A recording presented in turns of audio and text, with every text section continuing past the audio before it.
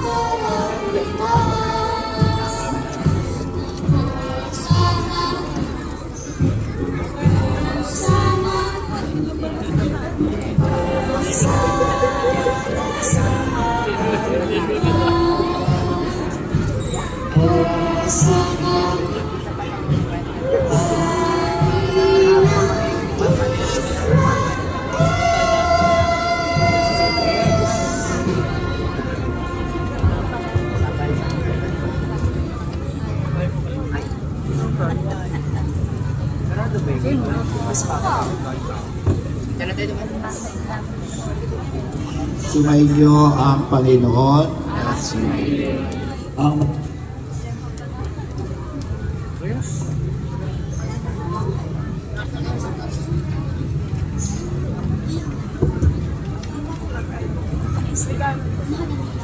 ang mabuting balita ng Panginoon ayon kay San Lucas. So kung muna kayong malas, hindi po mabibindisyon ang bayan. Hindi po kompleto pag hindi kayo dumalo dito. Ang mabuting balita ng Panginoon ayon kay San Lucas.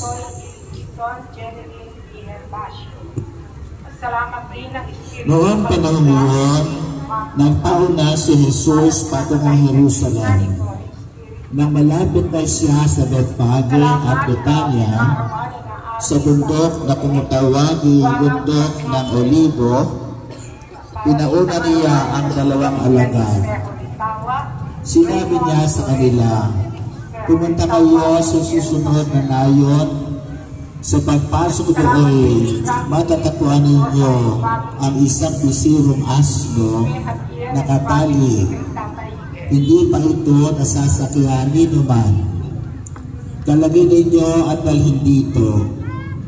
Kapag may nagtanong kung bakit ninyo kinalag, sabihin ninyo kailangan ng Panginoon. Kaya't lumakad ang mga inutusan at natagpuan nga nila ang asno, ayon sa sinabi sa kanila ni Jesus. Samantalang kinakalag nila ito, tinanong sila ng may-ari, bakit ninyo kinakalag iyan?